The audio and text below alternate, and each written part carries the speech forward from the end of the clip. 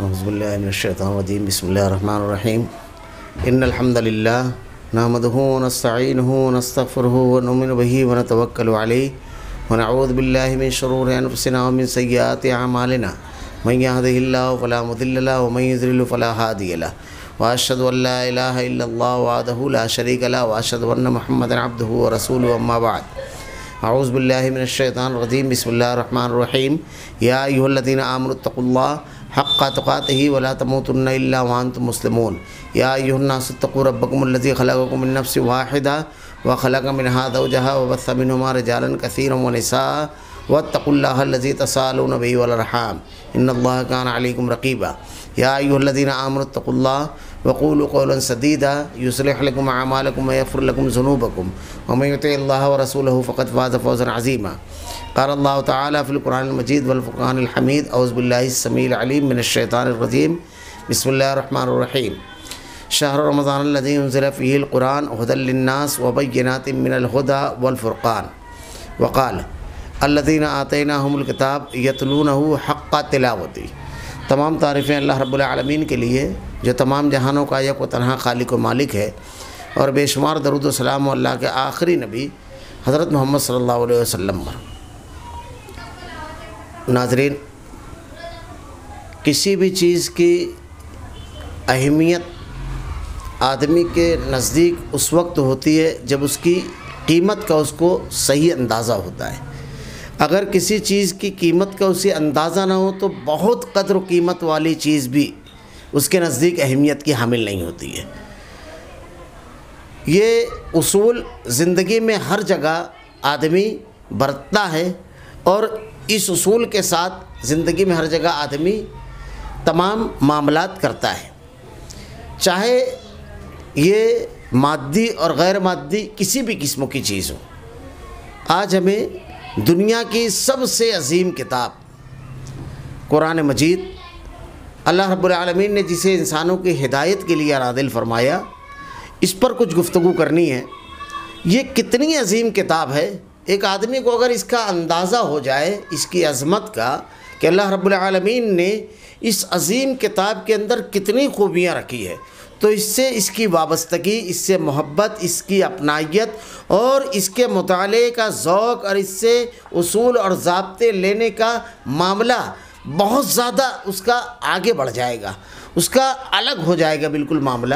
اللہ رب العالمین نے اس کتاب کو کتنا عظیم بنایا ہے، کتنی عظیم کتاب ہے یہ، جو اللہ رب العالمین نے ہمارے اوپر رحم فرمایا، بندوں کے اوپر، کہ اللہ تعالیٰ نے بندوں کے لیے اس کو نازل فرمایا۔ اگر اس کے پہلوؤں پر گفتگو کی جائے قرآن مجید کی کہ اللہ رب العالمین نے اس میں جو خوبیاں رکھی ہے، تو ایک ایک پہلو اپنے اندر خود ایک طویل عنوان لیے ہوئے ہے۔ مثلاً حفاظت کلام، اللہ رب العالمین نے اس کو کیسے محفوظ رکھا۔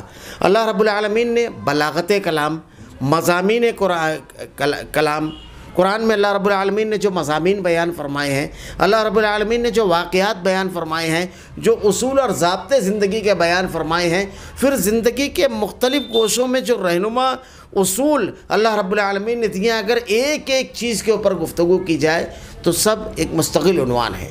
اللہ رب العالمین نے انتہائی اختصار کے ساتھ کہ یہ کتنی عظیم کتاب ہے، 2 4 5 جملوں میں انتہائی اختصار کے ساتھ میں یہ کہوں گا کہ اللہ رب العالمین نے اس کے بارے میں خود ارشاد فرمایا قرآن کے بارے میں، وَإِن كُنتُمْ فِي رَيْبٍ مِّمَّا نَزَّلْنَا عَلَىٰ عَبْدِنَا فَأْتُوا بِسُورَةٍ مِّن مِّثْلِهِ وَادْعُوا شُهَدَاءَكُم مِّن دُونِ اللَّهِ إِن كُنتُمْ صَادِقِينَ۔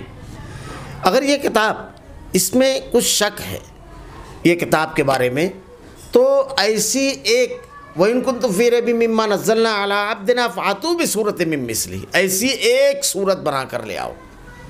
وَادْعُوا شُهَدَاءَكُم، تمام معاونین اور مددگاروں کو بلا لو، ملا لو ساتھ، ان کنتم صادقین، اگر کچھ سچے ہو۔ یہ چیز آگے بڑھ کر کے دوسرے مقام پر اس طرح ارشاد فرمائی گئی کہ قُلْ إِنِ اجْتَمَعَتِ الْإِنسُ وَالْجِنُّ، تمام جنوں اور انسانوں کو ملا لو، یہ دو مخلوقات جو عقل و شعور رکھنے والی ہے، کہا سب کو ملا لو اور سب مل کر کے اس کے جیسی ایک صورت بنا کر لائے، ایک صورت۔ یہ چیلنج جو اللہ رب العالمین نے 1400 سال پہلے تمام جنوں اور انسانوں کے سامنے کیا، اور اس کے بعد جو اگلا جملہ ہے اگر آپ غور کریں تو یہ صرف اللہ رب العالمین ہی کہہ سکتا ہے، خالق ارض و سما، انسان کو پیدا کرنے والی ذات ہی صرف یہ جملہ کہہ سکتی ہے۔ فَإِن لَّمْ تَفْعَلُوا وَلَن تَفْعَلُوا، نہیں لا سکتے، ہرگز نہیں لا سکتے۔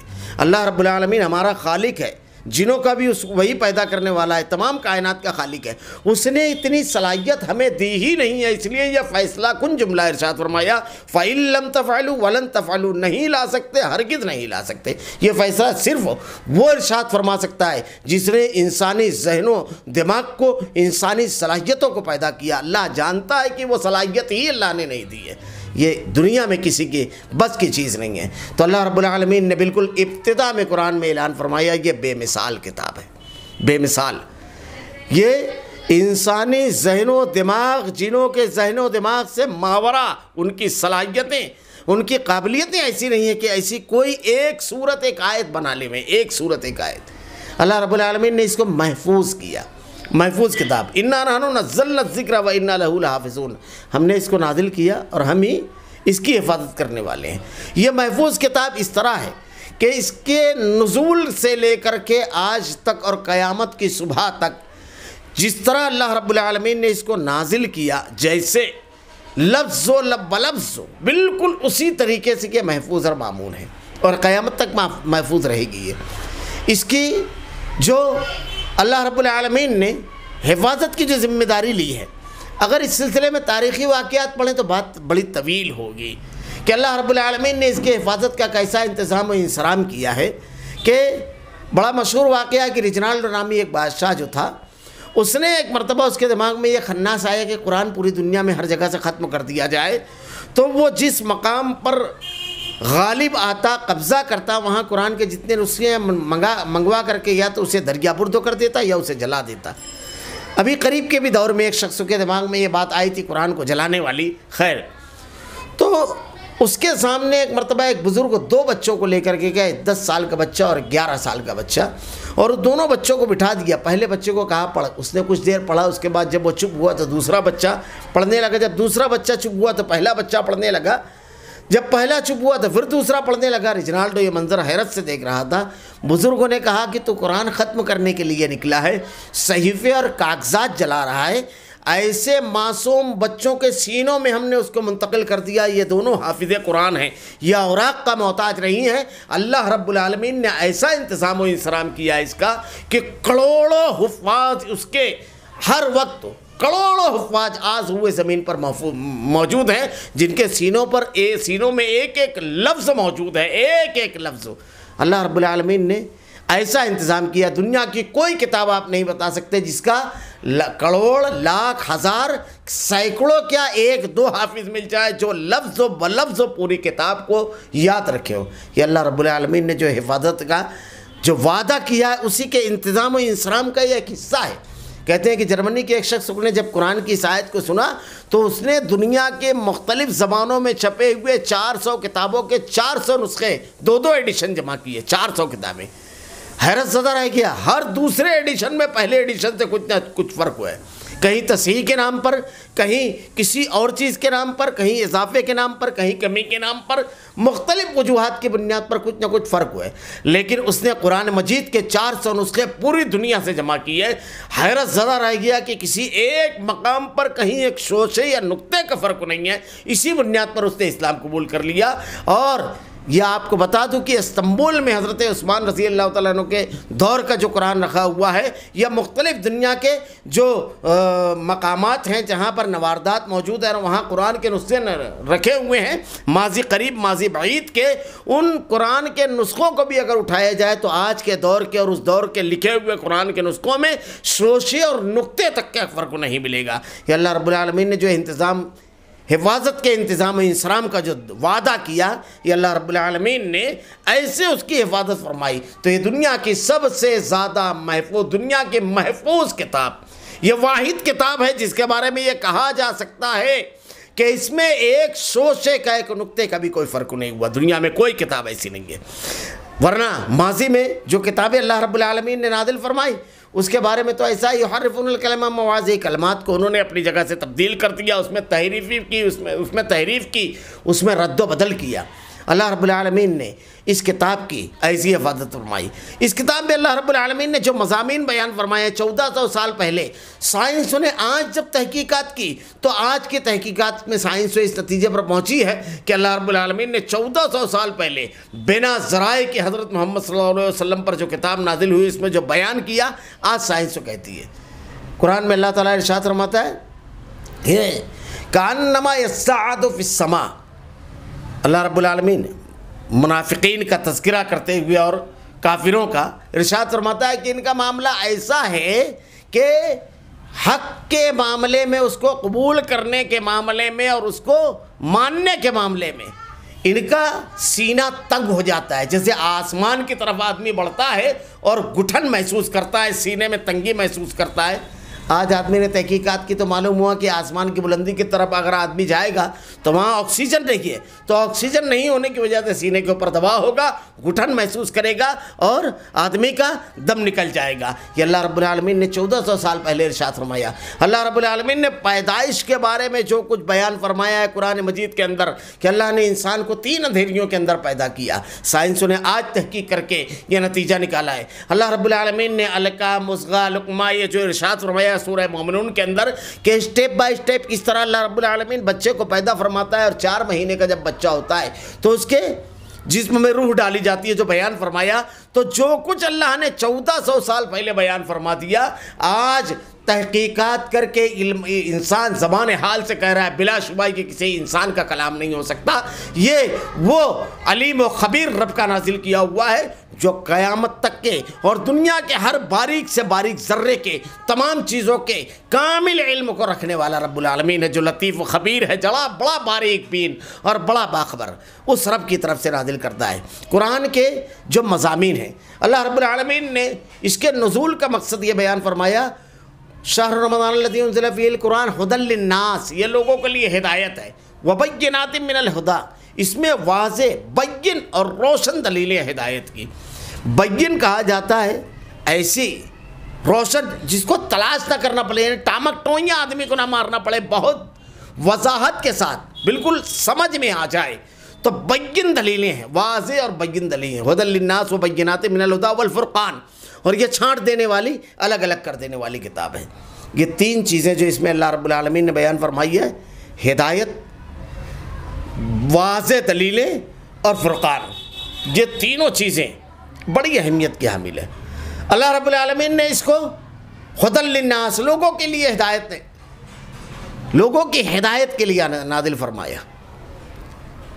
یہ کیسی کتاب ہدایت ہے؟ اگر اس پر غور کریں تو زندگی کا کوئی معاملہ نہیں ہے جس میں واضح خطوط اور رہنما اصول موجود نہ ہو اس کتاب میں۔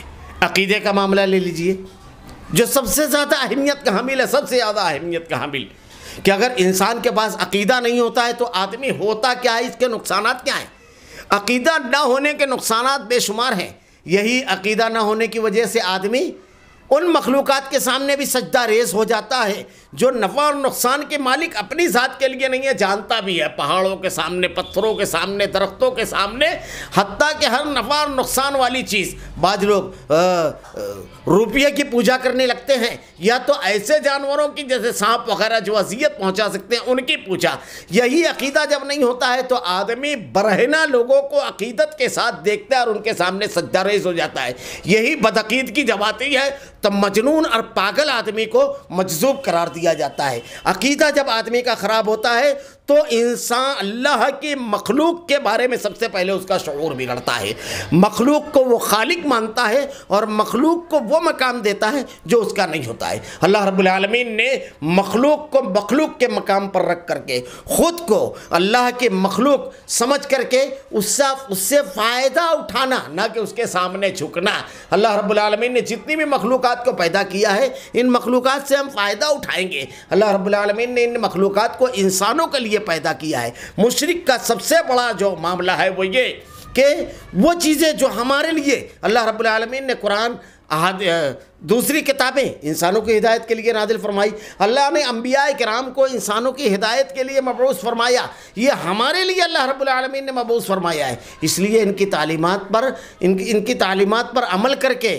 ان سے اصول اور ضابطے لے کر، رہنمائی لے کر کے آدمی ہدایت پر آئے، ان سے فائدہ حاصل کرے، یعنی یہ ہمارے لیے، ہم ان سے فائدہ حاصل کریں، لیکن عبادت صرف اللہ رب العالمین کے لیے، ہم ان کے لیے نہیں ہیں، اللہ نے یہ انسانوں کے لیے بھیجی ہیں، ان کو ہدایت کے لیے۔ تو مخلوق جتنی بھی ہے، درخت ہو، ان سے اگنے والے پھلوں سے آدمی فائدہ حاصل کرے، پہاڑ، سمندر، یہ تمام چیزوں سے آدمی فائدہ حاصل کرے، ان مخلوقات سے، ان سے فائدہ حاصل کرے، ان کے سامنے جھکے نہ۔ مشرک کا معاملہ یہ ہوتا ہے کہ وہ مخلوق کا ہو جاتا ہے بجائے خالق کے۔ اللہ رب العالمین نے یہ شعور سب سے پہلے دیا کہ تم مخلوق کے لیے نہیں ہے، وہ تیری جیسی مخلوق ہے، تو صرف اور صرف خالق کے لیے، ان سے فائدہ اٹھانے کے لیے۔ پھر اس کے بعد اگر آپ عقیدے کی دلیلیں دیکھیں گے، اللہ رب العالمین نے کیسے توحید کو بیان کیا ہے قرآن کے اندر، کیسے احادیث کے اندر، کیسے توحید کو قرآن کے اندر بیان کیا ہے کہ اللہ رب العالمین نے صرف اللہ کی عبادت کرنا، جن کے پاس کچھ بھی نہیں ہے، فلا یملکون من قطمیر لا یملکون مثقال ذرۃ فی السماوات ولا فی الارض، ذرے کے برابر بھی جو کسی چیز کے مالک نہیں ہے۔ ظاہر سی بات ہے جب کسی کے پاس کچھ ہے ہی نہیں، یہ اللہ کہہ رہا ہے کسی کے پاس کچھ نہیں ہے، کسی چیز کا مالک نہیں ہے، تو جس کے پاس کچھ نہیں ہے اس سے آدمی مانگتا نہیں ہے۔ آپ غور کیجئے، میں ایک جملہ اکثر کہا کرتا ہوں اپنے خطابات میں کہ مشرک کی عقل و فقیر سے بھی کم ہوتی ہے۔ فقیر، اگر آپ دیکھیے تو فقیر کبھی کسی فقیر کے سامنے ہاتھ نہیں پھیلاتا ہے، وہ ہمیشہ کسی دکاندار یا کسی ایسے شخص کے سامنے ہاتھ پھیلائے گا جو مانگ نہ رہو، لیکن جس کے بارے میں معلوم ہے کہ یہ خود فقیر ہے، اس سے نہیں مانگتا ہے۔ اللہ نے کہا یا ایھا الناس انتم الفقراء۔ اللہ کے نبی حضرت موسیٰ علیہ السلام کہتے ہیں ربی انی لما انزلت الی من خیر فقیر، سب فقیر ہے اللہ کے سامنے۔ ایک سانس اگر ہوا اللہ رب العالمین ذرا دیر کے لیے دنیا سے اٹھا لے وے تو چند لمحے ہم زندگی نہیں گزار سکتے۔ اللہ رب العالمین نے دلیلیں بیان فرمائی ہے قرآن کریم کے اندر کہ ان کے پاس کچھ نہیں ہے جن سے تم مانگ رہے ہو، اور وہ کیسا رب ہے، کیسے عظیم خزانوں کا رب ہے وہ رب العالمین۔ اللہ رب العالمین نے قرآن مجید کے اندر اس کو بیان فرمایا ہے، زمین اور آسمان کا مالک وہ ہے، تمام کے تمام مخلوقات کا خالق و مالک وہ ہے، رزق کو دینے والا، اولاد کو دینے والا، زندگی کو دینے والا، صحت کو دینے والا، ہر چیز کو عطا کرنے والا وہی ہے۔ جو شخص سے آپ مانگ رہے ہیں اسے بھی اسی نے پیدا کیا، وہی اس کو زندگی دیا، وہی اس کو صحت دیتا ہے۔ آپ قرآن مجید کا مطالعہ کہ اللہ نے توحید کو کیسے پیش کیا، خاص طور سے قرآن مجید میں توحید عقیدہ یہ بڑی اہمیت کی حامل ہے، اس لیے اللہ رب العالمین نے بہت وضاحت کے ساتھ اس کو پیش کیا، کیونکہ یہ آدمی کو اس کے مقام اور مرتبے سے نیچے گرا دیتا ہے۔ اگر خرابی آتی ہے، شرک آتا ہے، تو آدمی کے مقام اور مرتبے کو کم نہ ہو اس کا مقام اور مرتبہ۔ اللہ رب العالمین نے انبیاء کرام کے واقعات میں اس کو انبیاء کرام کے واقعات کے تناظر میں بڑی تفصیل کے ساتھ پیش کیا ہے۔ عموماً انبیاء سے کم درجے کی جو لوگ ہیں، صلحاء، بزرگ، اولیاء، ان کے بارے میں آدمی عقیدہ بنا لیتا ہے کہ اللہ کے برگزیدہ بندے ہیں، اس لیے ان کے پاس اختیار ہے کہ لوگوں کے مشکلات میں کام آ جاتے ہیں۔ اللہ رب العالمین نے سماج میں سماج اور معاشرے کے اس طبقے کا تذکرہ قرآن مجید میں کیا ہے جو اپنے سماج اور معاشرے کے سب سے اونچے طبقے سے تعلق رکھنے والے تھے، سب سے اونچے انبیاء کرام، کہ ان کے ساتھ جب تکلیف اور پریشانیاں آئیں تو وہ خود بچ نہیں سکے۔ حضرت ایوب علیہ السلام بیمار رہے، آپ نے اللہ سے دعا کی ربی انی مسنی الضر وانت ارحم الراحمین۔ اب جب حضرت ایوب علیہ السلام بیماری سے نجات کے لیے، بیماری سے شفا کے لیے اللہ سے دعا کر رہے ہیں، خود شفا نہیں حاصل کر سکتے، تو ان سے کم طبقے کا آدمی خود سے شفا حاصل کرنا یہ بہت بڑی بات ہے۔ آپ اس سے آگے کی بات کرتے ہو کہ دوسروں کو شفا دے وے، وَإِذَا مَرِضْتُ فَهُوَ يَشْفِينِ، اللہ ہی ہے جو شفا دینے والا ہے رب العالمین۔ حضرت موسیٰ علیہ السلام، حضرت ابراہیم علیہ السلام، اللہ رب العالمین نے بڑھاپے میں ان کو اولاد دی۔ حضرت زکریا نے اللہ سے اولاد مانگی، حضرت موسیٰ علیہ السلام کو دریا میں راستہ اللہ رب العالمین نے دیا، حضرت ابراہیم علیہ السلام کو آگ سے اللہ تعالیٰ نے بچایا۔ یہ انبیاء کرام کے جو واقعات ہیں، حضرت یونس علیہ السلام جب مچھلی کے پیٹ میں ڈالے گئے، جب دریا میں گئے، خود سے نہیں بچ سکے، ڈوبنے سے کون بچائے گا؟ لا الہ الا انت سبحانک انی کنت من الظالمین۔ حضرت نوح علیہ السلام نے سامنے اپنا بیٹا، ان کا بیٹا غرقاب ہوا، آپ نہیں بچا سکے۔ یہ انبیاء کے واقعات اللہ رب العالمین نے اس لیے بیان فرمایا کہ اس سے کم درجے کے افراد کے سلسلے میں آدمی بدعقیدگی کا شکار نہ ہو۔ یہ انبیاء کا طریقہ اپنانے والا جو ہوگا وہ مشکل میں جب آئے گا، تکلیف میں آئے گا، پریشانی میں آئے گا، کسی چیز کی ضرورت ہوگی تو جیسے انبیاء نے اللہ سے مانگا ویسے وہ اللہ سے مانگے گا، اور یہ بھی دیکھے گا کہ جب ان لوگوں کے اندر یہ اختیار نہیں ہے تو اس سے کم درجے کے لوگوں کے لیے اختیار کیسے کیا ہو سکتا ہے۔ اگر دلیلوں کے اعتبار سے دیکھیں آپ، قرآن مجید میں اللہ رب العالمین نے توحید کی جو دلیلیں بیان کی ہے، اگر ایک آدمی انتہائی تعلیم یافتہ ہے، موجودہ دور کی اکثر زبانوں اور علوم میں مہارت رکھتا ہے، تو اس کی ذہنی سطح عام آدمی سے کافی اونچی ہو جاتی ہے۔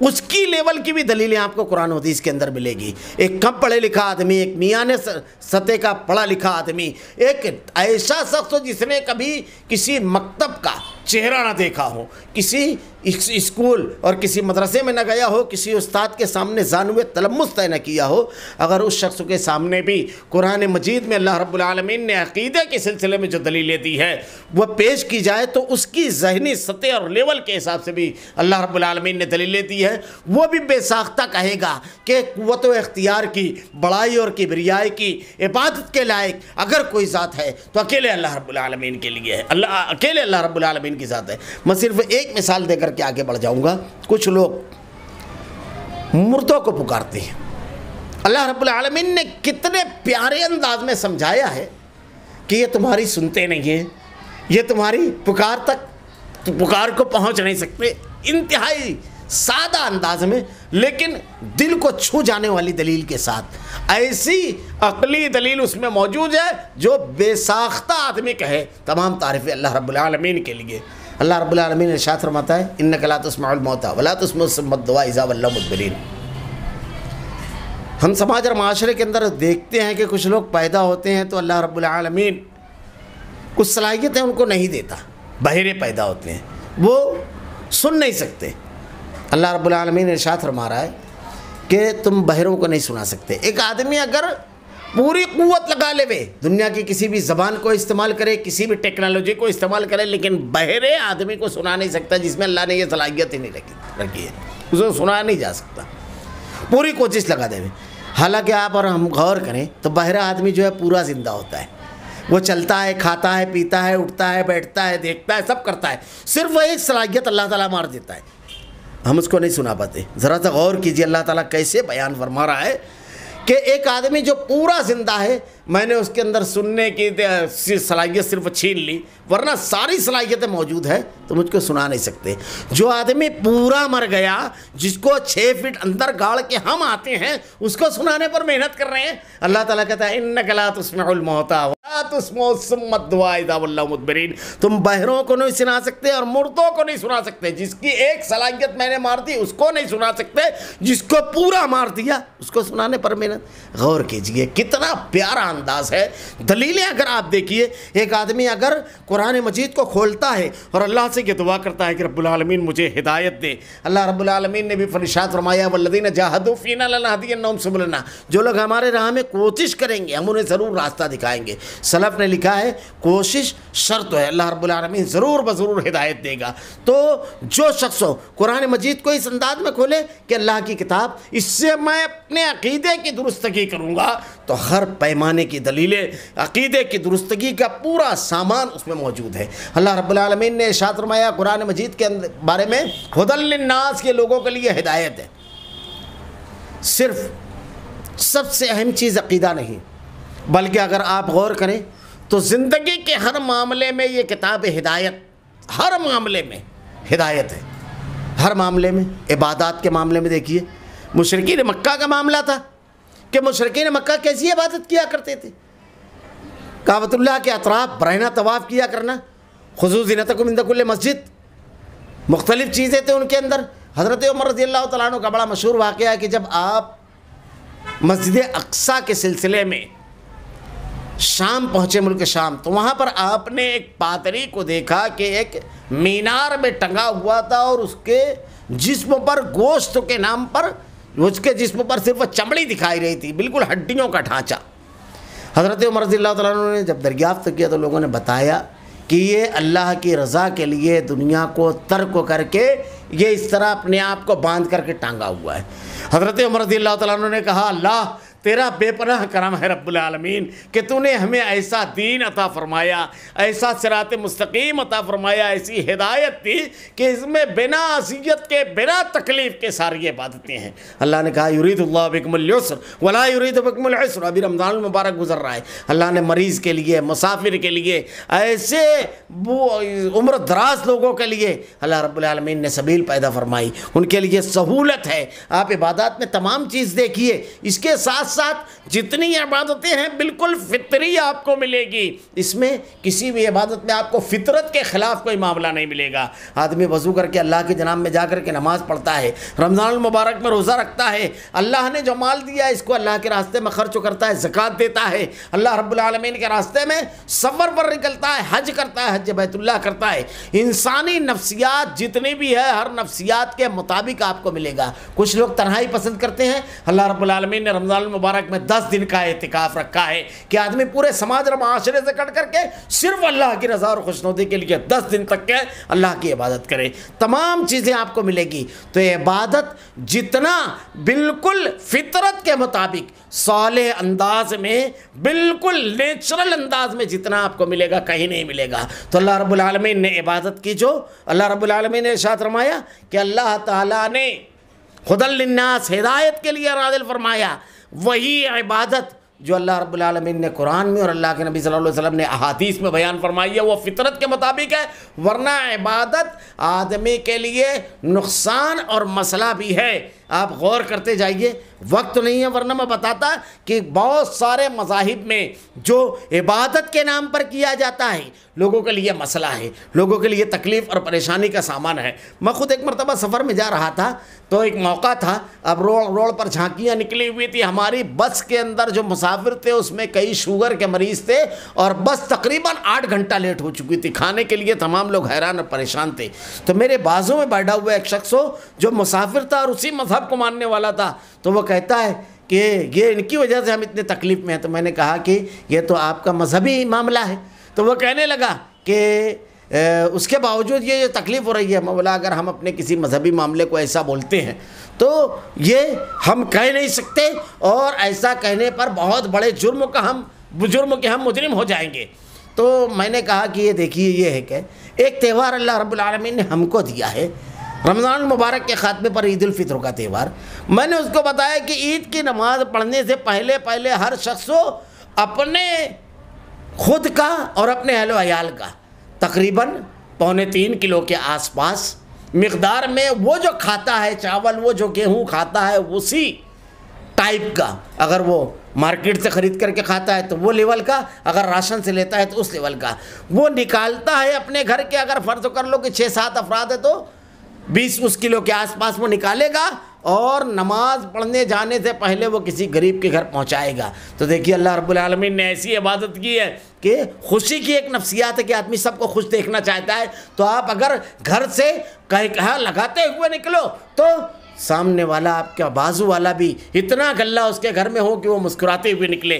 تو عبادات اللہ رب العالمین نے جو دی ہے وہ لوگوں کے لیے مسئلہ نہیں ہے، بلکہ اگر آپ عبادت کریں گے، آپ اس کے اوپر عمل کریں گے تو لوگوں کے لیے اس کا حل ہے۔ اللہ کے نبی صلی اللہ علیہ وسلم نے کہا زور سے قرآن نہیں پڑھنا ہے اگر کوئی شخص سو رہا ہے تاکہ اس کو خلل نہ ہے، ایسی بے شمار چیزیں۔ اگر آدمی کو خود ذاتی تکلیف ہے تو عبادت کے سلسلے میں چھوٹ ہے۔ تو اللہ رب العالمین نے جو رہنمائی کی ہے، جو ہدایت کی ہے، معاملات میں، تجارت میں، لین دین میں، گفتگو میں، ہر چیز میں اللہ رب العالمین نے جو ہدایت کی ہے، جو واضح خطوط ہدایت کے اللہ رب العالمین نے جو دیے ہیں۔ اگر ایک آدمی تجارت کر رہا ہے تو تجارت کے ضابطے کیا ہونا چاہیے؟ مال کو ڈنڈی نہ مارے، مال کا عیب نہ نکالے، مال کا عیب نہ چھپاوے۔ اللہ رب العالمین نے کہا ویل للمطففین، کہ ڈنڈی مارنے والوں کے لیے خرابی ہے جو ناپ تول میں کمی کرتے ہیں۔ اللہ رب العالمین نے بے ایمانی کرنے، دھوکہ کر کے کسی کا مال ہڑپ کرنے سے منع کیا اللہ رب العالمین نے۔ تو تجارت کے جو ضابطے دیے ہوئے ہیں، اگر ہم قرآن کا مطالعہ کریں، قرآن میں جو اصول تجارت دیے ہوئے ہیں، جو اللہ رب العالمین نے گفتگو کو ضابطہ دیا ہے کہ اللہ رب العالمین نے ارشاد فرمایا، اللہ نے کہا، اللہ رب العالمین نے کہا ہدی للناس کے لوگوں کے لیے ہدایت ہے۔ ہدایت زندگی کے ہر مرحلے میں آدمی کو اس کی ضرورت ہے۔ اللہ کے نبی صلی اللہ علیہ وسلم صبح اٹھتے تھے تو کہتے تھے اللہم انی اسألک الہدی والتقی والعفاف والغنی، اللہ سے ہدایت مانگتے تھے۔ آدمی اگر کاروبار کر رہا ہے، اگر وہ ہدایت یافتہ رہے گا تو حرام خوری نہیں کرے گا، بےایمانی نہیں کرے گا، دھوکہ دھڑی نہیں کرے گا، بندوں کے نقصان کی وجہ اور ذریعہ نہیں بنے گا، بلکہ اللہ کو راضی رکھے گا۔ اللہ کے سامنے اس کو جواب دینا ہے، یہ احساس کے ساتھ جب وہ کاروبار کرے گا تو ہرگز کاروبار میں وہ دوسروں کے لیے نقصان کا سبب نہیں رہے گا اور وہ خود ہدایت یافتہ رہے گا۔ ایک آدمی بات چیت کرتا ہے، بات چیت میں ہدایت یہ ہے کہ آدمی غیبت نہ کرے، چغلی نہ کرے، گالی نہ دے، لوگوں کو برا بھلا نہ کرے، کہ لوگوں کو بھلا بھلا نہ کہے، کسی کی بے عزتی نہ کرے۔ یہ بہت زیادہ ضروری چیز ہے۔ ہر مرحلے میں آدمی کو ہدایت کی ضرورت ہے۔ عقیدے، عبادات، معاملات، گھر، تجارت، کاروبار، سماج، معاشرہ، حکومت، نظامت اور ملازمت، ہر جگہ ہدایت کی ضرورت ہے۔ اگر آدمی ہدایت پر رہا تو بالکل صحیح ڈھنگ سے رہے گا۔ اللہ رب العالمین نے کہا ھدی للناس، یہ لوگوں کے لیے ہدایت ہے۔ اگر بہترین تاجر بننا چاہتے ہو تو اس کے اوپر عمل کرو، اگر بہترین گفتگو کرنے والے بننا چاہتے ہو تو اس کے اوپر عمل کرو، اگر سماجی برائیوں سے بچنا چاہتے ہو تو ولا تقربوا الزنا انہ کان فاحشۃ ومقتا وساء سبیلا، اگر آپ لوگوں کے ساتھ اچھائی کے ساتھ رہنا چاہتے ہو تو اس کے اوپر عمل کرو، مال کا اگر صحیح استعمال کرنا چاہتے ہو تو اس کے اوپر عمل کرو۔ اللہ رب العالمین نے ہر معاملے میں ہدایت دی ہے۔ تو قرآن مجید کے نازل کرنے کا مقصد اللہ رب العالمین نے یہ بیان فرمایا ہے کہ ہم اپنی زندگی میں جو کچھ ہو رہا ہے، ہماری زندگی میں جو بھی ہو رہا ہے، ہر معاملے میں ہم قرآن کے اوپر عمل کریں۔ معاف کیجئے گا، اس سلسلے میں ایک بات یہ کہوں گا کہ قرآن کی تلاوت کا ذوق ہمارے یہاں بہت ہے اور بہت ہونا بھی چاہیے۔ اللہ کے نبی صلی اللہ علیہ وسلم نے ارشاد فرمایا ایک حرف کے بدلے 10 نیکی، الف لام میم ایک نہیں 3 حرف ہیں، ہونا بھی چاہیے اور اس کے بے شمار فضیلتیں بھی ہیں۔ بڑا مشہور واقعہ کہ حضرت اسید بن حضیر رضی اللہ تعالیٰ عنہ رات میں تلاوت کر رہے تھے تو فرشتے باقاعدہ اترے، روشن قندیلیں دیکھی۔ اللہ کے نبی سے کہا تو اللہ کے نبی نے کہا کہ وہ فرشتے تھے۔ حضرت ابی بن کعب سے اللہ کے نبی نے کہا کہ قرآن سناؤ۔ اللہ کے نبی سے ابی بن کعب رضی اللہ تعالیٰ عنہ نے کہا اللہ کے نبی آپ پر نازل ہوا ہے؟ کہا اللہ نے مجھ کو حکم دیا ہے۔ ابی بن کعب رضی اللہ تعالیٰ عنہ ارشاد فرماتے ہیں اللہ کے رسول کیا اللہ نے میرا نام لیا ہے؟ کہا ہاں۔ آنکھیں اشک بار ہو گئی۔ دیکھیے تلاوت کلام کا احساس انتہا ہے یہ کہ رب اللہ اپنے بندے کا نام لے رہا ہے، بے شمار فضیلت ہے، لیکن اس کے ساتھ ساتھ اس کو سمجھنا، سمجھ کر کے پڑھنا، اس میں جو احکامات اللہ رب العالمین نے دیے ہیں ان احکامات پر عمل کرنا۔ اللہ تعالیٰ نے کہا الذین آتیناہم الکتاب یتلونہ حق تلاوتہ، تلاوت حق تلاوت کے ساتھ۔ علامہ ابن کثیر اور دیگر مفسرین نے اور حافظ صلاح الدین اور دیگر مفسرین نے جو اس آیت کے تناظر میں لکھا ہے کہ حق تلاوت کیا ہے۔ حق تلاوت یہ ہے کہ اللہ رب العالمین نے اس میں جو حلال قرار دیا ہے اس کو حلال مانا جائے۔ جب اس کو حلال مانے گا تو آدمی اس کو حاصل کرنے کی کوشش کرے گا اور حلال اس کی زندگی میں رہے گا۔ جس کو حرام کہا گیا اس سے آدمی اپنے آپ کو روک لیوے حرام سے۔ جہاں جنت کا بیان ہے تو حصول جنت کے تمام طریقے بھی اللہ تعالیٰ نے بیان فرما دیے ہیں کہ جنت کیسے ملے گی، کن لوگوں کے لیے اللہ نے جنت بنائی ہے۔ حضرت عبداللہ ابن عباس رضی اللہ تعالیٰ عنہ کہتے ہیں کہ اگر ایک آدمی کو دیکھنا ہے کہ جنت اللہ کسے دے گا تو قرآن کے 3 مقامات کی تلاوت کرے۔ پہلا مقام آپ نے ارشاد فرمایا سورہ توبہ التائبون العابدون الحامدون السائحون الراکعون الساجدون الآمرون بالمعروف والناہون عن المنکر والحافظون لحدود اللہ وبشر المؤمنین۔ یہ جو خوبیاں اللہ نے دی ہے یہ خوبیاں اپنے اندر آدمی پیدا کرے، جنت اللہ رب العالمین دے گا، اللہ کا وعدہ سچا ہے۔ دوسرا مقام سورہ مومنون کی ابتدائی آیتیں، قد افلح المومنون، فلاح پانے والے کون لوگ ہیں؟ پہلی صفت اللہ نے بیان کی ایمان، الذین هم فی صلاتہم خاشعون والذین هم عن اللغو معرضون والذین هم للزکاۃ فاعلون والذین هم لفروجہم حافظون والذین هم لاماناتہم وعہدہم راعون اولئک هم الوارثون الذین یرثون الفردوس هم فیہا خالدون۔ یہی لوگ ہیں جنت الفردوس کے وارث۔ اور تیسرا مقام سورہ احزاب میں ان المسلمین والمسلمات والمؤمنین والمؤمنات والقانتین والقانتات، یہ پوری آیتیں پڑھ جائیں گے۔ ہمیں اگر اللہ تعالیٰ قرآن میں جنت کا تذکرہ کر رہا ہے تو جنت کن لوگوں کو دینا ہے تو قرآن مجید آدمی پڑھے اور وہ خوبیاں اور وہ صلاحیتیں اپنے اندر پیدا کرے، کیونکہ اللہ رب العالمین نے ارشاد فرمایا ہے کامیابی کے لیے کوئی نام کوئی جماعت کا تذکرہ اللہ نے نہیں کیا، بلکہ اللہ رب العالمین نے ارشاد فرمایا کہ کون لوگ کامیاب ہوں گے؟ وہ جو ایمان والے ہیں اور نیک عمل کریں گے، ان لوگوں کو اللہ رب العالمین کامیاب کرنے والا ہے۔ وہ تمام اعمال اللہ نے پیش کیے. جہنم کا تذکرہ کیا ہے. کن لوگوں کو اللہ رب العالمین جہنم میں داخل کرنے والا ہے؟ وہ کون سے گناہ ہیں جن کی بنیاد پر اللہ ناراض ہو کر کے اللہ رب العالمین انہیں جہنم میں داخل کرے گا. ان گناہوں سے اپنے آپ کو بچانا، ان گناہوں سے اپنے آپ کو روکنا، یہ حق تلاوت ہے. اللہ رب العالمین نے جو حلال قرار دیا اسے حاصل کرنے کی کوشش کرنا، حرام سے رکنا، اور وہ تمام اعمال و افعال جو جنت میں لے جانے والے ہیں ان کو کرنے کے لیے پوری قوت اور پوری صلاحیت اور پوری کوشش کرنا، اور وہ تمام امور جن سے اللہ رب العالمین ناراض ہو کر کے عذاب دینے والا ہے ان سے اپنے آپ کو بچانا، یہ حق تلاوت ہے. اب اگر ہم صرف تلاوت کر رہے ہیں، حق تلاوت نہیں ادا کر رہے ہیں، ذرا تو سوچئے، حق تلاوت ہے. اللہ رب العالمین نے کہا الذین آتیناہم الکتاب یتلونہ حق تلاوتی، تلاوت حق تلاوت کے ساتھ. قرآن مجید کو اگر ہم اس لیے پڑھتے ہیں کہ یہ اللہ نے ہمارے لیے نازل کیا ہے، اللہ نے آسمان سے ارشاد فرمایا ھدی للناس، تمہارے لیے ہدایت ہے، تو اللہ نے ہمارے لیے نازل کیا ہے. تو کیا اللہ نے اس میں بیان فرمایا؟ کس کو کرنے کا حکم دیا اور کس سے رکنے کا حکم دیا ہے؟ یہ جذبے سے اگر ہم اس کتاب کی تلاوت کریں تو اللہ رب العالمین نے ارشاد فرمایا کہ ھدی للمتقین، متقیوں کے لیے ہدایت ہے. ھذا بیان للناس وھدی وموعظۃ للمتقین، عام آدمی کے لیے بیان ہے یہ قرآن، لیکن جو اللہ کا ڈر، جو اللہ کا تقوی، جو اللہ کی خشیت، جو اللہ کی محبت جو دل میں رہے گی، اس دل کے ساتھ جب اس کو عمل کے جذبے کے ساتھ جب ہم اس کی تلاوت کریں گے تو یہ ہماری کیفیت کو بدل دے گا. اللہ نے ارشاد فرمایا الم یعن للذین آمنوا ان تخشع قلوبہم لذکر اللہ، کیا ابھی تمہارے اوپر وہ وقت نہیں آیا کہ کلام الہی کی آیتیں تمہارے دل کو بالکل جھکا دے وے؟ یہ صحابہ کرام جو قرآن مجید کی ایک آیت کی تلاوت سنتے تھے اور ان کی کیفیت بدل جاتی تھی، یہ اسی وجہ سے تھی. حق تلاوت، تلاوت حق تلاوت کے ساتھ کرنا، اللہ رب العالمین نے جو نازل کیا ہے وہ اس کے اوپر عمل کرنا، اس کو جاننا، اس کی کوشش کرنا. اللہ رب العالمین نے تیسری چیز جو بیان فرمائی ہے اس میں والفرقان، ھدی للناس والفرقان، فیصلہ کرنے والی، چھانٹ دینے والی، الگ الگ کر دینے والی کتاب. کئی حیثیت سے یہ چھانٹ دینے والی، الگ الگ کر دینے والی.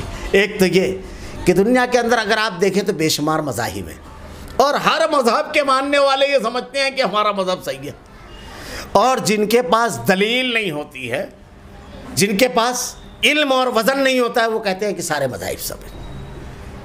مذہب کا ماننے والا تو یہ کرتا ہے کہ اپنے آپ کو صحیح کہتا ہے، اور جب آدمی اپنے آپ کو صحیح ثابت نہیں کر سکتا دلیلوں کے میدان میں تو سب کو سچا اور سب کو صحیح کہتا ہے. ایسا مذہب کے اندر جو گروہ اور طبقے بنتے ہیں ان کے اندر بھی ہوتا ہے. ہمارے یہاں دیکھیے بے شمار مسالک ہیں، اور سارے مسالک والے یہی کہتے ہیں کہ سب حق پر ہے، سب سچے ہیں. 4 امام برحق، یہ جو ہمارے یہاں 4 مصلی برحق، یعنی کعبۃ اللہ میں جب 4 مصلے بچھائے گئے تو وہ مصلے کے بارے میں یہ کہا برقوق نے کہ یہ 4 مصلی صحیح ہے، باقی کوئی مصلی نہیں مانا جائے گا. ایک مصلی اور مقام ابراہیم پر تھا، وہیں سے یہ بات چلی 4 امام برحق، 4 مصلی سے 4 امام برحق تک چلی گئی. اب یہ بھی صحیح وہ بھی صحیح، حالانکہ اللہ تعالیٰ کہتا ہے فَمَاذَا بَعْدَ الْحَقِّ إِلَّا الضَّلَالُ، حق کے علاوہ سب گمراہی ہے. فَمَاذَا بَعْدَ الْحَقِّ إِلَّا الضَّلَالُ. تو اب آدمی اگر یہ دعویٰ کر دے کہ میں بھی صحیح ہوں، ہم بھی حق پر ہیں، یہ بھی حق پر ہیں، یہ بھی حق پر ہیں، تو کیا واقعی وہ حق پر ہو جائے گا؟ یہ تو جماعتی اعتبار سے، انفرادی حیثیت سے ہر آدمی اپنے آپ کو سمجھا ہوا ہے کہ میں مغفرت کیا ہوا ہوں، میں بخشا ہوا ہوں، میں صحیح ہوں، میں حق پر ہوں، میری باتیں درست ہے، میرا موقف درست ہے، معاملات میں رہتا ہے، گفتگو میں رہتا ہے. تو کیا اس کا دعویٰ کافی ہوگا؟ اللہ نے ارشاد فرمایا والفرقان، چھانٹ دینے والی، الگ الگ کر دینے والی، فیصلہ کرنے والی کتاب ہے. اس کتاب پر آدمی کو تولی ہے. وہ جماعتیں جو یہ دعویٰ کرتی ہے کہ وہ حق پر ہے، ان کی دلیلیں کیا واقعی اللہ رب العالمین نے جو دلیلیں نازل فرمائی ہے وہ دلیلیں ہیں قرآن کی، وہ آیتیں، وہ حدیثیں، انبیاء کا طریقہ ہے؟ تو ٹھیک ہے، وہ حق پر ہیں. ورنہ آدمی کتنا بھی دعویٰ کرے، والفرقان، فیصلہ کرنے والی کتاب نے بالکل الگ کر دیا. اب جو لوگ دعوت کے لیے اپنی بات کو پیش کرنے کے لیے دلیل پیش کرتے ہیں، یہ انبیاء کا طریقہ ہے. جو وَإِذَا قِيلَ لَهُمُ اتَّبِعُوا مَا أَنزَلَ اللَّهُ، باپ دادا کی روایت پیش کرتے ہیں. قَالُوا بَلْ نَتَّبِعُ مَا أَلْفَيْنَا عَلَيْهِ آبَاءَنَا وَلَوْ كَانَ آبَاؤُهُمْ لَا يَعْقِلُونَ شَيْئًا وَلَا يَهْتَدُونَ. فرقان بتاتا ہے باپ دادا کو پیش کرنے والے کون ہیں. نبی کو ماننے والا، ہدایت یافتہ، اللہ کی نازل کردہ کتاب کو ماننے والا کبھی نہیں ہو سکتا ایسا. ایک بڑی پیاری بات محمد بن عبد الوہاب رحمہ اللہ نے لکھی ہے کہ ابو جہل، یہ بات سنتے ہی اول محلہ میں کچھ ذرا سا ایک الگ ہی تاثر لوگوں کے اندر آتا ہے۔ ابو جہل کو جتنا شعور تھا دین کا، آج کے دور میں بہت سارے مسلمانوں کو اتنا شعور نہیں ہے جتنا شعور و ادراک تھا۔ اور پھر اس کے بعد اس واقعے کو نقل کرتے ہیں، اس روایت کو، کہ جب ابو طالب کا بالکل اخیر وقت آیا اور اللہ کے نبی صلی اللہ علیہ وسلم ابو طالب کے پاس گئے کلمے کی تلقین کرنے کے لیے، توحید کی تلقین کرنے کے لیے۔ یہ کتنی اہم ہے سمجھیے کہ اللہ کے نبی نے کسی بھی مسلمان کے پاس بھی جب ہم جائیں تو لقنوا موتاکم لا الہ الا اللہ، اسی توحید کے ساتھ رخصت کرنا ہے اس دنیا سے۔ خیر، تو اللہ کے نبی صلی اللہ علیہ وسلم نے جب انہیں توحید کی دعوت دی تو ابو جہل نے بڑا عجیب جملہ کہا۔ اللہ کے نبی کہتے ہیں کہ اللہ کے دین پر آ جاؤ، ابو جہل کہتا ہے ابو طالب کیا باپ دادا کا دین چھوڑ دو گے؟ یہ نہیں کہہ رہا ہے کہ اللہ کا دین قبول کر لو گے، کیا اپنا دین چھوڑ دو گے، بلکہ یہ کہا باپ دادا کا دین چھوڑ دو گے۔ عجیب جملہ ہے۔ اللہ کے رسول اصرار کر رہے ہیں اس کا کہ اے ابو طالب کلمہ پڑھ لیجئے۔ میں اللہ کے جناب میں گزارش کروں گا، درخواست کروں گا کہ رب العالمین میرے کان میں بالکل آخر لمحات میں رب العالمین تیری توحید، تیری بڑائی، تیری کبریائی کا اعتراف کیا تھا، اللہ میری رسالت کو مانا تھا رب العالمین، میں کہوں گا اللہ رب العالمین کے جناب میں درخواست کروں گا میں۔ ابو جہل کہتا ہے کیا باپ دادا کا دین چھوڑ دو گے؟ اصل میں ابو جہل یہ جانتا تھا کہ کلمہ پڑھنے کا مطلب یہ کہ اب دین کے نام پر جو بھی چلے گا وہ اللہ کا نازل کردہ رسول کا بتایا ہوا چلے گا، باپ دادا کا نہیں چلے گا۔ کلمہ پڑھنے کا مطلب کہ باپ دادا کا معاملہ ختم۔ آج ہمارے ہاں کچھ لوگ کلمہ پڑھ کر کے کہتے ہیں باپ دادا سے سنا ہے، باپ دادا سے چلا رہا ہے، کلمہ پڑھ کر کے۔ تو جو باپ دادا کا نام لے وے، فرقان فیصلہ کرتا ہے اس کے بارے میں، وہ اپنے آپ کو خود دے کے جو دلیل کی بجائے جھگڑا مارکوٹ کی بات کرتا ہے۔ کیا یہ انبیاء کا طریقہ تھا؟ یہ انبیاء کے مخالفین کا۔ ہر گروہ اپنے عمل و افکار کو قرآن کی عدالت میں پیش کرے، فرقان خود فیصلہ کرے گا وہ کیا ہے۔ آدمی انفرادی حیثیت سے اپنے آپ کو بالکل صحیح سمجھتا ہے، حق پر سمجھتا ہے، بالکل سچا سمجھتا ہے، لیکن کیا ہوگا معاملہ جب آدمی قرآن پڑھتا ہے تو قرآن کے اندر اپنے آپ کو دیکھے کہ واقعی قرآن نے نیکوکار لوگوں کے بارے میں بدلہ لینے والے تھے یا معاف کر دینے والے تھے؟ کن کے بارے میں اللہ نے ارشاد فرمایا وَلَا يَأْتَلِ أُولُو الْفَضْلِ مِنْكُمْ وَالسَّعَةِ وَلْيَعْفُوا وَلْيَصْفَحُوا وَلَا تُحِبُّونَ أَن يَغْفِرَ اللَّهُ لَكُمْ۔ کن کے بارے میں ارشاد فرمایا کہ درگزر کرنے والے، معاف کرنے والے، نرمی اختیار کرنے والے، صدقہ دے کر کے قول معروف ومغفرۃ خیر من صدقۃ یتبعها اذى، عزتوں سے کھیلنے والے نہیں تھے۔ یہ کن کے بارے میں ارشاد فرمایا؟ تو کیا ہمارا اعمال، ہمارا کردار کیسا ہے؟ فرقان فیصلہ دے گا ہم صراط مستقیم پر ہیں، حق پر ہیں، سچے ہیں، صحیح ہیں، پکے ہیں، یہ قرآن خود فیصلہ دے گا، یہ آئینے کی طرح ہمارے بارے میں بتائے گا۔ بہت ہی مشہور واقعہ، بہت ہی مشہور واقعہ حضرت احنف کا بڑا مشہور واقعہ ہے کہ وہ کہتے ہیں کہ ایک مرتبہ قرآن کی تلاوت سنتے سنتے سورہ انبیاء کی اس آیت کی تلاوت انہوں نے سنی، لَقَدْ أَنزَلْنَا إِلَيْكُمْ كِتَابًا فِيهِ ذِكْرُكُمْ أَفَلَا تَعْقِلُونَ، کہ اس میں تمہارا ذکر ہے۔ وہ اپنے غلام سے کہتے ہیں کہ میرا ذکر ہے۔ ظاہر سی بات ہے آج کے دور میں جب ہم قرآن پڑھیں گے تو ہم بھی دیکھیں گے یہ آیت پڑھیں گے تو یہی جملے رہیں گے کہ اس میں ہمارا ذکر ہے۔ تو انہوں نے کہا ذرا قرآن لانا۔ جب وہ قرآن لائے تو انہوں نے قرآن کھولا تو اللہ رب العالمین کی نازل کردہ یہ آیت سب سے پہلے آئی تتجافی جنوبہم عن المضاجع یدعون ربہم خوفا وطمعا۔ اللہ کے بندے وہ ہیں جو اللہ کے جناب میں جہنم کے خوف، جنت کے لالچ میں اللہ کے جناب میں کھڑے ہوتے ہیں، راتوں کو توبہ اور استغفار کرتے ہیں۔ توبہ اور استغفار کی آیتیں مسلسل آنا شروع ہو گئی۔ حضرت احنف بن کیف انتہائی حقیقت پسند، وہ کہتے ہیں یہ میں نہیں، یہ تو نیکوکار انتہائی اللہ کے برگزیدہ متقی نیک بندوں کا تذکرہ ہے۔ پھر اس کے بعد برے بندوں کا تذکرہ ہوا، وہ جو قرآن کی آیتیں سن کر کے اس کا ٹھٹا اڑاتے ہیں، ایڑیوں کا بل پھر جاتے ہیں، سمعنا وعصینا، سنا اور مخالفت کی کا یہ معاملہ ہوتا ہے ان کا۔ تو کہا اللہ یہ بھی میں نہیں ہوں۔ پڑھتے پڑھتے پڑھتے سورہ توبہ کی اس آیت پر پہنچتے ہیں کہ وآخرون اعترفوا بذنوبہم خلطوا عملا صالحا وآخر سیئا، رونے لگتے ہیں، کہتے ہیں اللہ تو نے میرا تذکرہ بھی کیا ہے رب العالمین، کہ اللہ کے کچھ بندے ایسے ہیں جن سے دونوں بات ہوئی، گناہ بھی ہوئے، نیکیاں بھی ہوئی، لیکن وہ اللہ سے امید رکھتے ہیں۔ توبہ کرنے والے بندے، اللہ رب العالمین کے سامنے جھک جانے والے بندے، تو وہ کہتے ہیں بلا شبہ یہ میں ہوں۔ ہم جب قرآن پڑھتے ہیں تو اس جذبے کے ساتھ اور اس انداز میں قرآن پڑھیں کہ یہ فیصل فرقان کتاب ہے، یہ ہمارے بارے میں کیا کہہ رہی ہے۔ اگر ہم قرآن کی آیت پڑھتے ہیں لعنت اللہ علی الکاذبین، اللہ کی لعنت ہو جھوٹے پر، اگر ہم جھوٹ بول رہے ہیں تو قرآن ہمارے بارے میں کہہ رہا ہے کہ تیرے پر اللہ کی لعنت ہے۔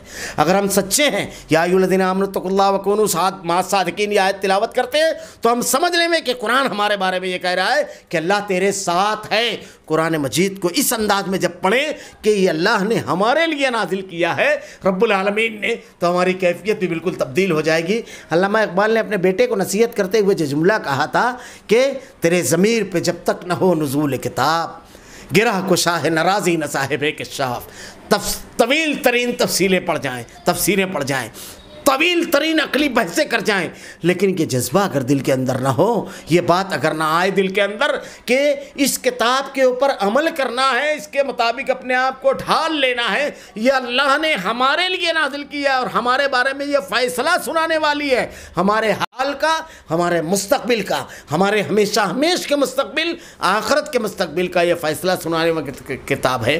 جب یہ جذبے سے پڑھیں گے تو ہماری کیفیت بالکل الگ ہوگی۔ تیرے ضمیر پہ جب تک نہ ہو نزول کتاب، گرہ کو شاہ ناراضی نہ صاحب کشاف، ورنہ ہمارے دماغ کی، ہمارے دل کی گانٹھیں نہیں کھلے گی، ورنہ ایک آیت کافی ہوگی انقلاب برپا کرنے کے لیے۔ جیسے صحابہ کرام کے سامنے اللہ کے نبی ایک آیت تلاوت کرتے تھے اور وہ کافی ہوا کرتی تھی۔ موجودہ دور کے بھی ایسے بے شمار واقعات ہیں کہ ایک آیت تلاوت کی اور آدمی کی زندگی بدل گئی، اس کا سب کچھ تبدیل ہو گیا۔ ہمارے گھروں میں رکھی ہوئی ہے یہ کتاب۔ رمضان المبارک کا جو مہینہ ہے تو اللہ رب العالمین اس مہینے کے اوپر اس مہینے میں کتنا رحم کرتا ہے کہ رب العالمین عبادت کا ماحول بناتا ہے۔ شرکت شیاطین قید کر دیے جاتے ہیں، دماغ اور ذہن اور دل اور جسم سب آمادہ ہوتا ہے، عبادت کی طرف آمادگی ہوتی ہے۔ اور یہ نزول قرآن کا بھی مہینہ ہے۔ بعض لوگوں نے تو بڑا لطیف انداز اختیار کیا ہے، بڑی لطیف باتیں کہی ہے برکت قرآن کی کہ اللہ رب العالمین نے اس کو جس مہینے میں نازل کیا وہ مہینوں کا سردار، جس رات میں نازل کیا وہ راتوں کی سردار، جس نبی پر نازل کیا وہ نبیوں کا سردار، جو فرشتہ لے کر آیا وہ فرشتوں کا سردار، اور جس امت پر نازل کیا گیا کنتم خیر امہ وہ امتوں کی سردار۔ ہم اگر افضلیت چاہتے ہیں، اللہ کی قربت چاہتے ہیں، مسائل سے اور مشکلات سے نکلنا چاہتے ہیں تو اللہ نے ایسی کتاب ہدایت دی ہے جو عقیدہ ایسا دیتی ہے کہ ساری مشکلات کا انتہائی آسانی کے ساتھ مسکراتے ہوئے استقبال کرتے ہیں۔ بڑی سے بڑی تکلیف پر ایک جملہ قدر اللہ ما شاء فعل کہہ کر کے بالکل اطمینان، اللہ نے جو مقدر کر دیا، کبھی خوف اور غم نہیں ہوتا ہے۔ ایسا عقیدہ جو اپنے جیسی مخلوق کے سامنے جھکاتا نہیں ہے بلکہ اپنے جیسی مخلوق سے فائدہ حاصل کرتا ہے، اس کا علم حاصل کرنے، اس سے فائدہ حاصل کرنے کی تلقین کرتا ہے۔ ایسا عقیدہ دیا اللہ رب العالمین نے۔ رب العالمین نے ایسی عبادات دی جو جسمانی، ذہنی، روحانی ہر حیثیت سے، سماجی حیثیت سے مفید ہے۔ ایسے اصول اور ضابطے دیے کہ اگر تجارت کریں تو میں تو کہا کرتا ہوں کہ اگر کسی آدمی کے سامنے قرآن کو رکھا جائے، اس کی تعلیمات کو، ہر شخص کی چوائس قرآن ہے۔ ایک آدمی، ایک گاہک سے اگر یہ پوچھا جائے کہ مارکیٹ میں دو ٹھیلے والے کھڑے ہوئے ہیں، ایک ڈنڈی مارتا ہے اور ایک قرآن پر عمل کرتا ہے، ڈنڈی نہیں مارے گا، پھل کا عیب چھپائے گا نہیں، اس کو بتا کر کے دے گا کس سے لوگے۔ اس گاہک کی چوائس جو رہے گی وہی بات کیجئے، اس کی چوائس رہے گی کہ ہم اسی کو لیں گے جو ایماندار ہے۔ ایک باپ سے پوچھئے کہ اللہ تعالیٰ قرآن کے اندر کہتا ہے اف لکما ولا تنہرہما وقل لہما قولا کریما۔ آج کا جدید تعلیم یافتہ بیٹا چاہیے جس کے پاس وقت نہیں ہے موبائل اور دوسری مصروفیات کی وجہ سے، یا ایسا بیٹا چاہیے جسے اللہ نے قرآن میں کہا کہ باپ کے سامنے اف بھی نہ کرے، ان کی خدمت میں نہ کرے۔ وہ بوڑھا باپ جس کو کہے گا وہ قرآن نے دیا ہے۔ ہر شخص کی چوائس اسلام ہے۔ اس باپ سے پوچھئے جس کی بیٹیاں جوان ہیں کہ وہ دلہا مارکیٹ میں بکنے والے دلہوں کو خریدنا چاہتا ہے، یا الرجال قوامون علی النساء، کہ قوام کو جو نکاح کے مجلس میں پہلی قسط مہر کی شکل میں اسی مجلس میں دیتا ہے کہ یہ ہے میری قوامیت کا عملی اعلان، تو پوچھئے کہ وہ بوڑھا باپ کس کو چاہتا ہے؟ ہر شخص کی خواہش پسند ہے اسلام۔ تو اگر ہم قرآن پر عمل کریں گے، اسلام پر عمل کریں گے تو ہم لوگوں کی پسند ہو جائیں گے۔ اللہ رب العالمین دنیا میں بھی کامیابی کے لیے ارشاد فرمایا اور آخرت میں بھی کامیابی کے۔ ہماری تجارت اگر ایمانداری والی رہے گی تو ہم مثال رہیں گے، ہماری گفتگو میں جھوٹ، غیبت، چغلی یہ سب نہیں رہے گی، ہماری گفتگو کے معاملے میں ہم مثال رہیں گے۔ تو اللہ رب العالمین کا کیسا انعام، کیسی کتاب دی ہے جو ہمیں مثالی اور بہترین بنانا چاہتی ہے۔ صحابہ کرام کے بارے میں کہا جاتا ہے، ایک قول صرف بیان کر کے اپنی بات ختم کر دوں گا۔ فلپ ہیتی بڑا مشہور مفکر ہے، وہ کہتا ہے مجھ کو اللہ کے نبی صلی اللہ علیہ وسلم کی زندگی سمجھ میں نہیں آتی ہے۔ 23 سال کی قلیل مدت میں جب ایسا علاقہ جہاں نہ کوئی یونیورسٹی، نہ کوئی تعلیم گاہ، نہ تو کوئی تربیت گاہ، نہ کوئی ایسا نظم، نہ کوئی حکومت، 23 سال میں کیا کیا کہ عرب کی اس بنجر زمین کو ہیروؤں کی نرسری میں تبدیل کر دیا۔ اتنے ہیرو پیدا کیا کہ کسی قوم میں اگر ایک چلا جاتا تو اس قوم کی رہبری اور رہنمائی کے لیے کافی ہوتا۔ اور گاندھی نے ہندوستان میں جب ہوا الیکشن تو فلپ ہیتی کی اس بات کے ثبوت مل جاتا ہے کہ اس نے کہا کہ تم کو اگر حکومت ملے تو ابو بکر اور عمر کے طریقے پر حکومت چلانا۔ تو اللہ تعالیٰ نے نبی صلی اللہ علیہ وسلم کے ذریعے صحابہ کرام کو جو ہدایت دی، تو فلپ ہیتی کہتا ہے کہ 23 سال میں اتنی قلیل مدت میں اصل میں قرآن نہیں تھا اس معاشرے میں، اللہ کے نبی کی تعلیمات نہیں تھی، اس لیے جب وہ معاشرہ جو بالکل بے حیثیت تھا، جو کیسر و کسریٰ کے دربار میں حاضری کو سعادت حاصل کر سمجھتا تھا، اسی معاشرے کو جب قرآن کی تعلیمات ان کی زندگیوں میں آئی تو کیسر و کسریٰ کے تخت و تاج ان کی ٹھوکروں میں آ گئے۔ اللہ رب العالمین نے دنیا کا بے مثال معاشرہ بنا دیا۔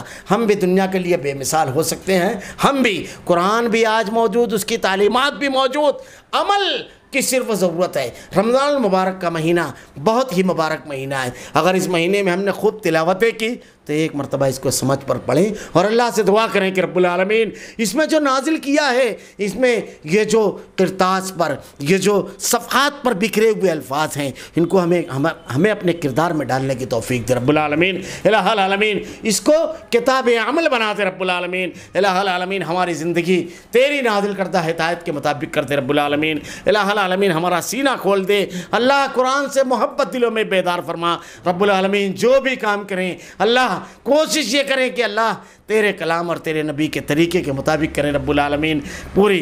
اللہ رب العالمین ہمیں ہدایت دے، صراط مستقیم پر ہمیں جمع دے رب العالمین، ہمارا خاتمہ ایمان پر فرما۔